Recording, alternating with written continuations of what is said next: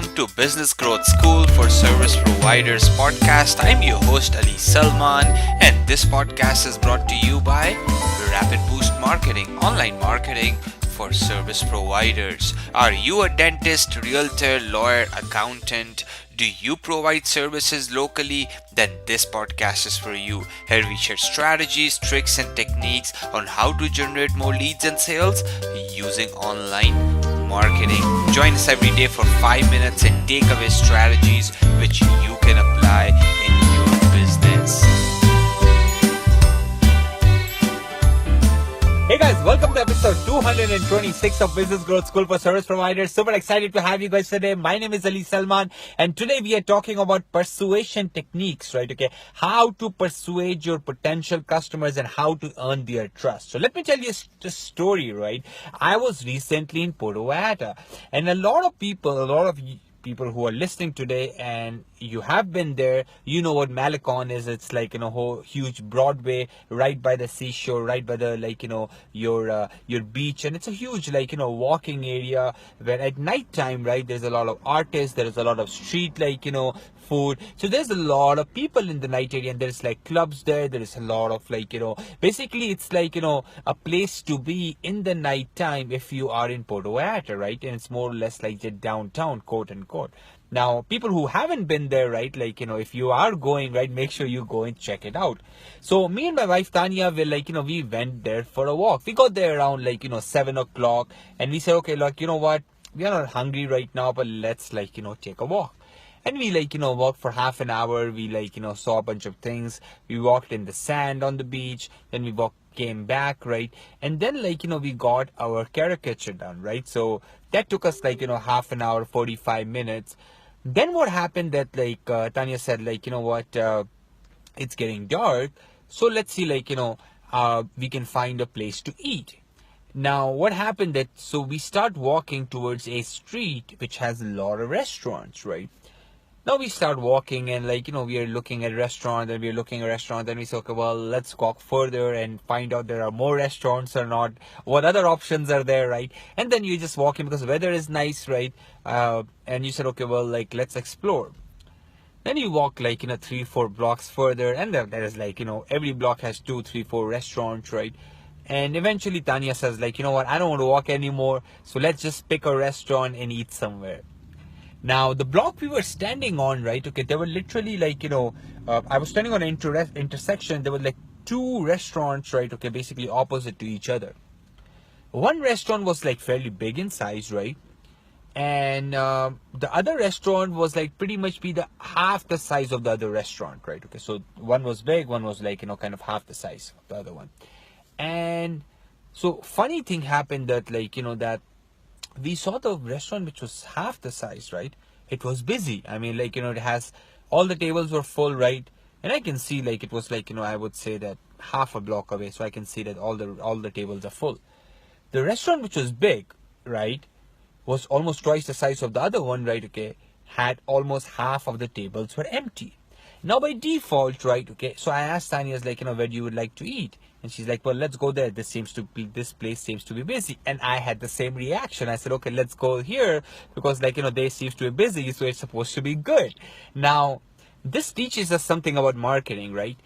Our brain picks up, right, the things which are basically more safer, right? So wherever we see a social proof, it's you also see a restaurant, you see 2 restaurants, one is super busy, one is not, you will tend to go to the busier one because you assume that that the social proof, if a lot of people are buying it, then it has to be that if I also buy it, it's a less risk for me to get I get a bad product or a bad service, right?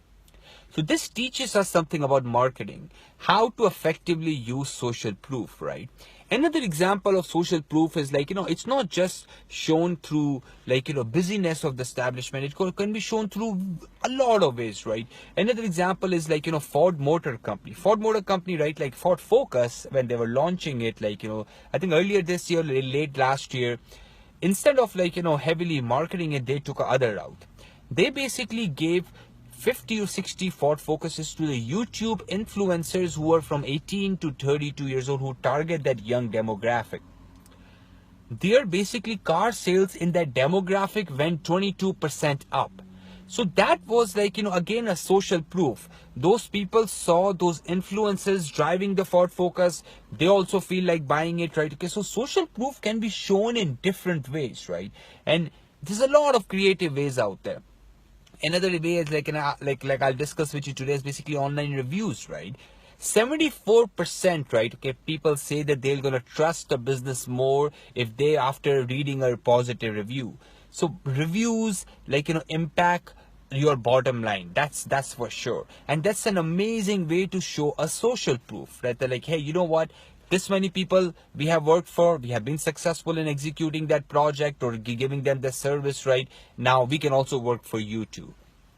Another way of social proof is like, let's say, certificates, right? Like, being part of the chamber, being part of Better Business Bureau, being part of let's say, industry associations, right? Okay, all those kind of certificates. Also, if you have won any awards, industry awards, if your team has gotten certified by something, right?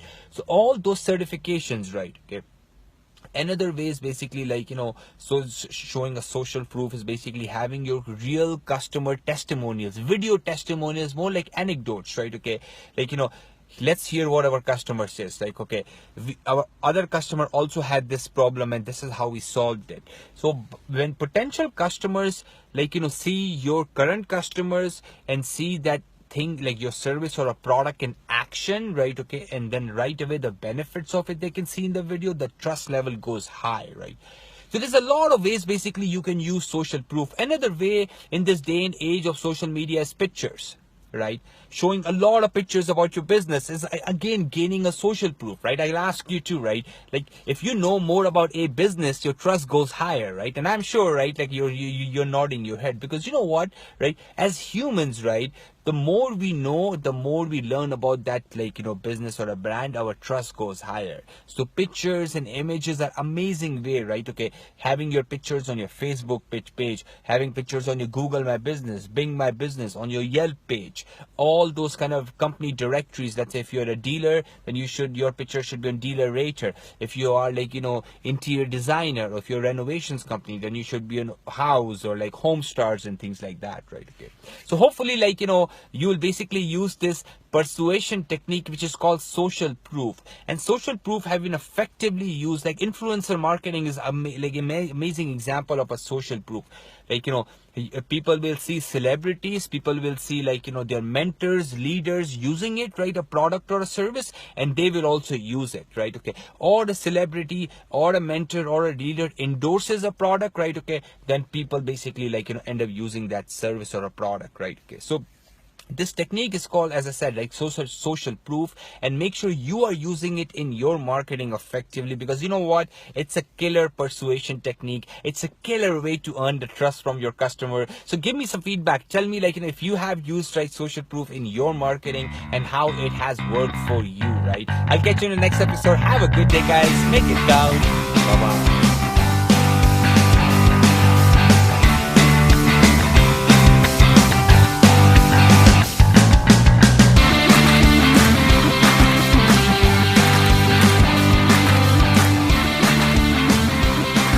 Thank you so much for joining me today.